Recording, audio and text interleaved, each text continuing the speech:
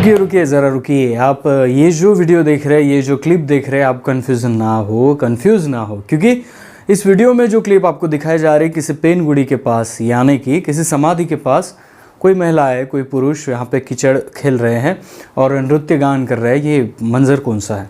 अलाब्रेट की डॉक्यूमेंटेशन आज यहाँ तक पहुँची कि हम लोगों ने पेन करसाड़ का डॉक्यूमेंटेशन बनाने की कोशिश की है और आज का वीडियो आपके लिए है।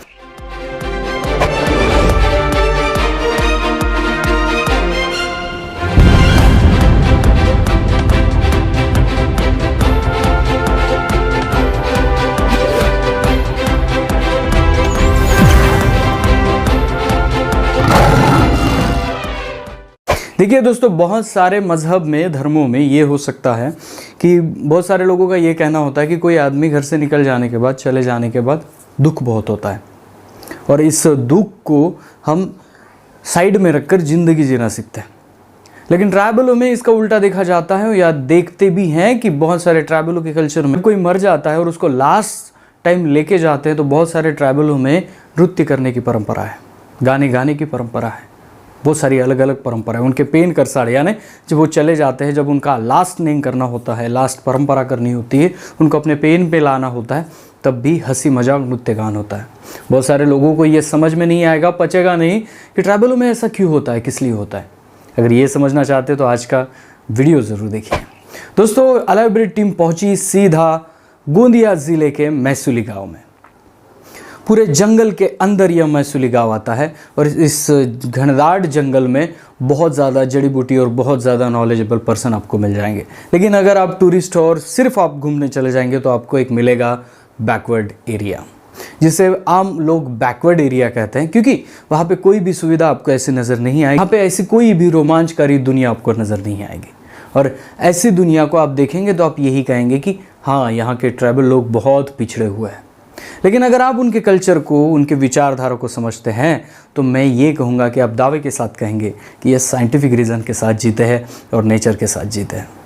मैसूली गांव एक्चुअल बहुत बड़े जंगल के बीच में आता है। एक्चुअली अगर आप भंडारा हाईवे की बात करेंगे तो देवरी से आपको 20 या 24 किलोमीटर दूर गिरेगा और यह गाँव अपने एक अलग नेम को लेके बहुत फेमस है। इस गाँव में जो भी कोई नेंग करते हैं, यहाँ पे कोई जन्म होता है या कोई मर भी जाते हैं, किसी का मृत्यु भी हो जाती है, तो पूरा गांव मिलकर अपने नेंग, अपने कल्चर को लेकर सामने आता है। बहुत सारी ऐसी परंपराएं इस गांव में, रूढ़ी प्रथाएं गांव में हैं जो कि बाकी गांव में हमें नज़र नहीं आती। लेकिन हाँ, मैसूली के आसपास का पूरा कोयतुर जो इलाका है, सभी इलाकों में लगभग सेम नियम नज़र आते हैं। पेन करसाड़ यह वो विधि है, यह वो परंपरा है, जब कोई आदमी चला जाता है तो उसके जाने के कुछ दिन बाद, कुछ साल बाद भी यह पेन करसाड़ उस आदमी का किया जाता है और लास्ट नेम कहते हैं हम लोग, उनको अपने पेन में लाया जाता है। तो ये कैसी परंपरा है, ये समझने के लिए मुझे मौका दिया हमारे सलामी जी ने, जो कि देवरी में रहते हैं और उनके ही भैया जी का यह पेन कारण था। उन्होंने कॉल किया कि अलाब्रेट टीम आए और वहाँ पे डॉक्यूमेंटेशन बनाया और वैसे ही हम लोगों ने मैसूली गांव में जाकर इसका डॉक्यूमेंटेशन बनाया। आज का वीडियो हो सकता है थोड़ा सा बड़ा हो, लेकिन बहुत सारी मनोरंजक बातें, बहुत सारे मनोरंजक किस्से और उसके साथ साइंटिफिक रीज़न भी मैं आपको बताने वाला हूँ। तो आपको एक करना है, वीडियो को लास्ट तक देखना है, छोड़ना नहीं है, क्योंकि आप लास्ट तक देखें तो आपको समझ में आएगा देव कारण, पेन करसाड़ ये नेंग हमारे इसमें होते क्यों है। दोस्तों, मैसूली गांव की अगर बात करेंगे तो छोटा सा गांव है, लेकिन पूरे गांव में जो भी लोग हैं, कोई जड़ी बूटी का नॉलेज जानता है तो कोई खेती किसानी करता है तो कोई और कुछ, सभी लोग ज़्यादा से ज़्यादा एक दूसरे से मेल मिलाप करते हैं, एक दूसरे के साथ बंधकर रहते हैं। जब मैं उस गांव में गया था तब मुझे अंदाज़ा आ गया कि पूरा गांव एक पंचों के नीचे आता है। उस गांव में आज भी गोंडियन न्याय व्यवस्था जिंदा है और वो न्याय व्यवस्था के जो पंच होते हैं, उन्होंने जो निर्णय लिया उस निर्णय को पूरा गांव मानता है। ये बहुत ही बढ़िया है कि गोंडियन न्याय व्यवस्था, न्याय प्रणाली आज भी उस गाँव ने जिंदा रखी है। उस गाँव के जो पेन सिस्टम है उसके लिए कुछ नियम बनाए गए हैं, जैसे कि गाँव में वाद्य यंत्र है, वाद्य बजाने वाले एक विशिष्ट समूह अलग अलग वाद्यों को बजाता है। जैसे कि पेन करसाड़ किसी के गांव में है तो वो पेन करसाड़ वाला बाजा ही वो लोग बजाएंगे। किसी के घर में मरमिंग यानी शादी है तो शादी वाला बाजा ही बजेगा। किसी के घर में दिवाली का जो हम डंडार बोलते हैं उधर थोड़ा सा अलग नियम है, अलग नाम है। दिवाली का जो वाद्य होता है वो भी थोड़ा सा अलग होता है। ऐसे अलग अलग वाद्य, अलग नृत्य प्रकार, अलग बाजा, ये सभी मिलकर उस गांव ने संजो कर रखा है। बात करेंगे पेन करसाड़ की। जब पेन करसाड़ को शाम में मैं पहुंचा तो उनके घर में ऑलरेडी एक नेंग हो चुका था। वो नेंग है, घर वाले जब पेन करसाड़ करते हैं अपने घर वालों का, तो वो लोग सबसे पहले पेनों को आमंत्रित करते हैं, है ना। रोचक वाली बात। हम लोग क्या करते हैं, हम लोग पत्रिका वगैरह करते हैं और बाकी लोगों में बांट देते हैं, लेकिन कोयतुरु में उनका घर में कोई भी पेन हो, सभी पेनों को बुलाया जाता है, यानी उनके पास पहले जाया जाता है। आपकी गांव की खैरादाई हो, भीमाल पेन हो, आपके पेरसा पेन हो या आपके कुल दैवत हो, सभी चीज़ों, सभी पेन कराव पे जाके उनको आमंत्रित किया जाता है। ये पहला नेंग है। दूसरा नेंग मैं खुद देख चुका हूँ कि दूसरा नेंग ये है कि सबसे पहले ट्राइबलों में महत्वपूर्ण क्या है, तो महत्वपूर्ण ये है पाटा, ढाका और रुंजी, यानी गायन, नृत्य और वादन। यह तीन चीज़ें सबसे पहले ट्राइबलों ने यहाँ पे विकसित की और उसी के साथ अपना जीना सीखा, उसी को लेकर ही अपने इतिहास को सामने लाया। तो पाटा, ढाका, रुंजी इस सर्कल को पूरा करने के लिए सबसे उसके बाद जो नेंग आता है वो ये है कि घर वाले सब मिलकर गांव के बाहरी दिशा में सब वाद्य यंत्री एक जगह पे होते हैं, सब मिलके जमा होते हैं और घर वाले जाकर उनके वाद्य की पूजा करते हैं। उनके वाद्य की पूजा करने के बाद उनको सम्मान पूर्वक वहाँ पे खाना खिलाते हैं और उसके बाद ही पूरा बाजा उनके घर तक पहुँचता है।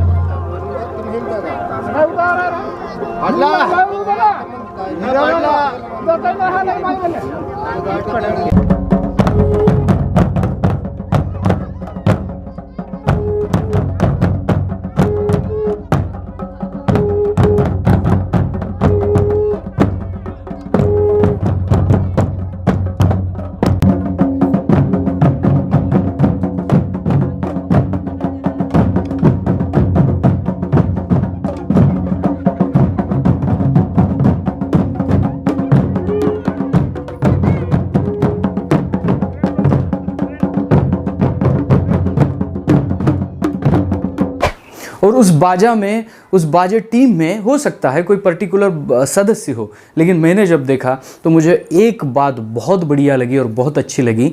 आज भी मैं उस बात को यहाँ पे दोहराना चाहूँगा कि बाकी समाजों में, बाकी धर्मों में आप उनके पन्ने पलट के देखोगे तो 90s में हमारे स्त्रियों पर बहुत अत्याचार हुआ है।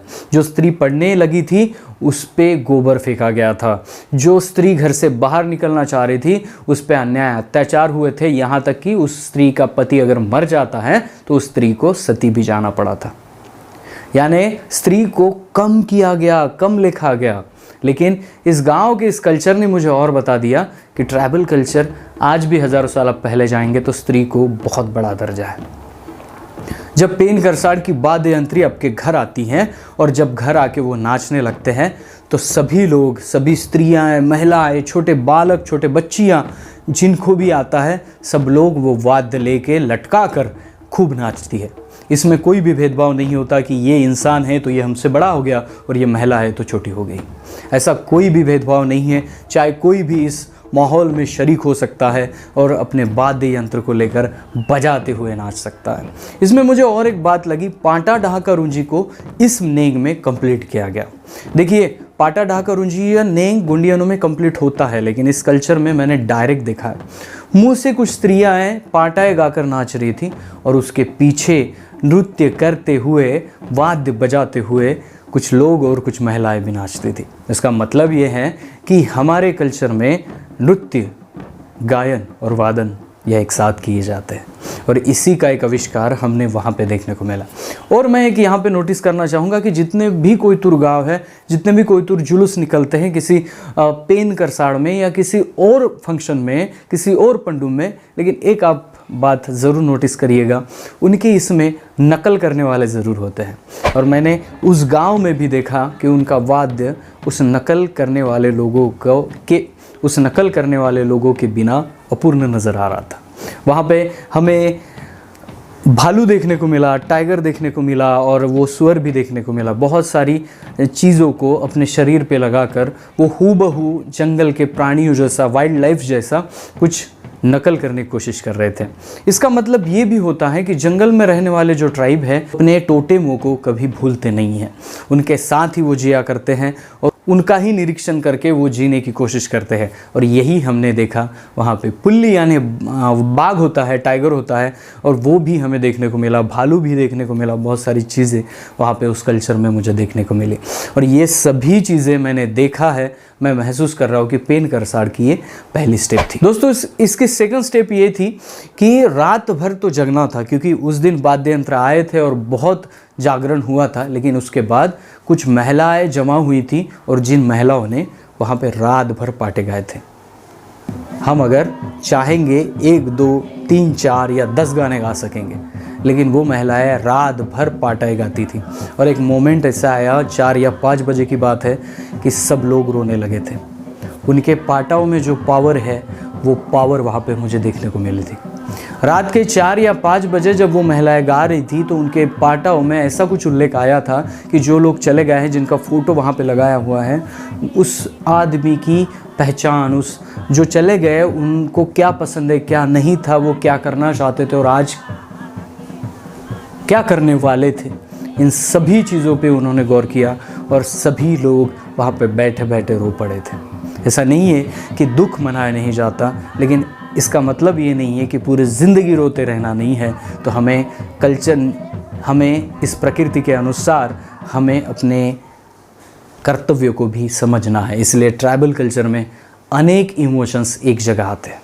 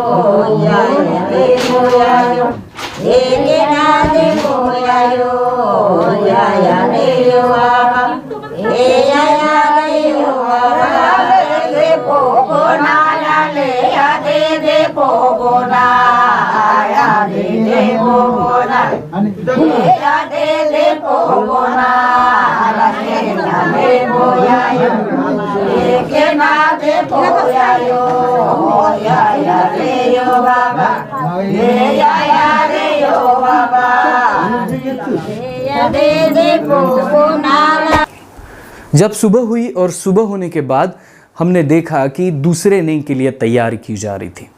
बहुत सारे लोग इकट्ठा होने लगे थे, नाचने लगे थे, और फिर से वाद्य वाले लोग जमा होने लगे थे, महिलाएं झूमने लगी थी। टाइम होगा 12 से 1 बजे का, और उस टाइम में किसी के पैर में मुझे चप्पल नहीं दिखी, खासकर जो बजा रहे थे और जो नाच रहे थे। उन लोगों ने अपनी एक रैली निकाली, जुलूस निकाली, और घर से एक घट जो मटके के ऊपर एक दिया जला था, उस दिए को लेकर वो निकल पड़े पेनगुड़ी की ओर। आपको मैं बता दूं, वो दिया जलाने की भी एक रीति परंपरा है जिसके लिए उनके जिनकी मृत्यु हुई है, उनके भाई, सगा, सोइराल, जो भी उनके रिलेटिव्स है, सब लोग उन पे तेल या हल्दी चढ़ाते हैं उस एक पर्टिकुलर चीज़ पर, और फिर वो दिया उठाया जाता है और वो फिर वो दिया जाके उनके पेनगुड़ी के पास लेके जाया जाता है। कोयतुरों में जलाने की परंपरा नहीं है, क्योंकि कोयतुरों में जलाया गया तो पेनगुड़ी आप नहीं बना सकते, इसलिए पेनगुड़ी है तो उनको दफनाया जाता है। जब वो दिया लेकर चलने लगे, किसी के पैर में मुझे चप्पल या बूट नहीं लगा, और पूरे बहुत सारी धूप थी, उस बहुत सारे धूप में सब लोग एक रिदम के साथ नाचते गाते झूमते पेनगुड़ी तक पहुँचे थे।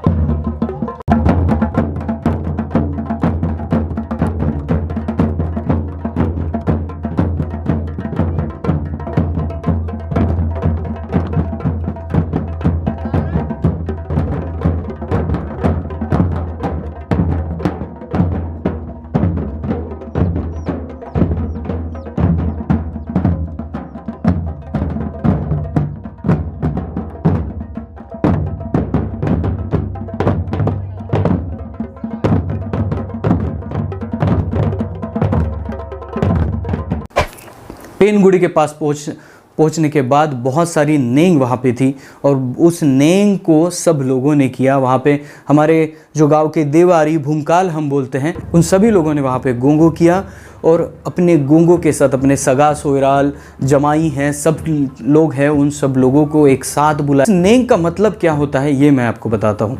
पेनगुड़ी के पास सब लोग जाते हैं।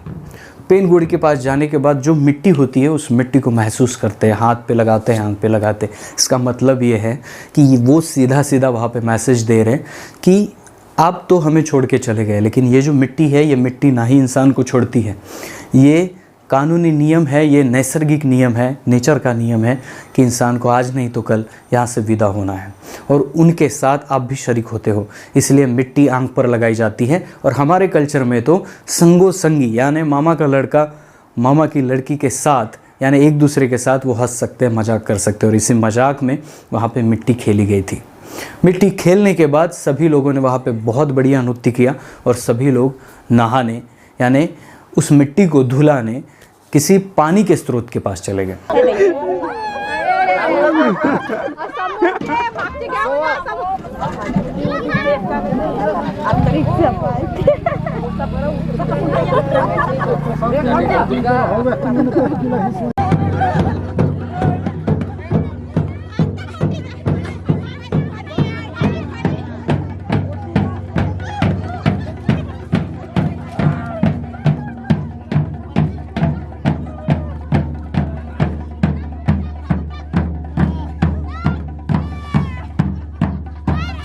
पानी के स्रोत के पास जाकर वहाँ पे भी बहुत बड़ा नेंग हुआ।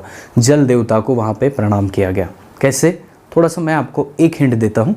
जैसे कि जल में रहने वाली कोई भी चीज़, जैसे आप छोटी सी मछली पकड़ लो या छोटा सा फ्रॉग पकड़ लो, उनको छोटा सा पकड़ कर एक पानी में रख कर उनको पूजा जाता है। एक्चुअली जल में रहने वाले जल देवता की भी पूजा की जाती है। जैसे कि हम गोंडी में कहते हैं ये तोड़ी अद्दी वड़ी पोकड़ी, ये पंच महाभूतों की हम बात करते हैं। एक्चुअली ये महाभूत नहीं तो एनर्जीज़ है, इस एनर्जी को पूजते हैं। तो वैसे पानी एक ऐसा सोर्स है जिसको पूजना बेहद ज़रूरी है। पहले उन्होंने माटी के साथ खेला, फिर उन्होंने जाकर जल देवता को प्रणाम किया, जल ऊर्जा को प्रणाम किया और फिर वहाँ से वो लोग घर लौट आए थे। घर लौट आने के बाद हमने देखा कि बहुत सारे मेहमान वहाँ पे जुट गए थे, लेकिन एक महत्वपूर्ण नेंग बाकी था। उनके पेनगुड़ी के पास जिस चीज़ को ले जाया गया था उस चीज़ को सम्मानित करके उनके पेन करा पिलाना था। और उसी शाम जब हम देखने गए तो उनके खेतों में एक बड़ा गोंगो हुआ, बड़ा नेंग हुआ। उस नेंग की बात तो मैं पूरी डिटेलिंग से नहीं करूँगा, किसी और वीडियो में करूँगा, लेकिन जिस नेंग को मैं बताने वाला हूँ वो नेंग सिमिलरली कोरमरा जैसा आता है, लेकिन उस नेंग में बढ़िया सा मंडप सजाया गया। वहाँ पे पाठ जो हमें हमेशा ही देखने को मिलता है रॉक पेंटिंग्स में, वो ही जैसा उसके ही जैसा वहाँ पे डिज़ाइन किया गया और वहाँ पे एक गोंगो किया गया उस चीज़ को रखकर। और गोंगो करते समय सलामे गोत्र का जैसे पेन करसाड़ था, तो सभी जो सगा सोयराल है वो सभी वहाँ पे आए थे और सभी सोयराल ने वहाँ पे योगदान दिया है। बहुत सारी सोयराल को रस्में करनी होती हैं और बहुत सारी घर वालों को भी रस्में करनी होती हैं। ये रस्मों को पार कर वहाँ से वो चीज़ उठाई गई और उसी पवित्र चीज़ को दो लोगों ने कंधे पे बिठाकर लेके आए और फिर से वाद्य यंत्र और फिर से नाच गाना फिर से चालू हुआ।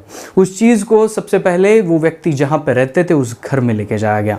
उस घर में जब पहुँचे तो अंदर जाके उनका गोंगो किया गया और उनको सम्मान दिया गया कि ये उनकी जो फेरी है, ये जो नेंग है, इसे लास्ट नेंग कहते हैं, इसे पेन करसाड़ या पेन कारण कहते हैं। थोड़ी देर के बाद उनको वापस से कंधे पर उठाकर उस जगह ले जाया गया जिस जगह पे उनके पेन पुरखा रहता है। अभी ये बात बहुत इंपॉर्टेंट है, किसी के पेन पुरखा पेन कराव पे रहते हैं, किसी के पेन पुरखा की एक अलग जगह होती है। और सलामे गोत्र जहाँ पे मैं मैसूले में गया था, सलामे गोत्र का एक पेन पुरखा की एक स्पेशल जगह है।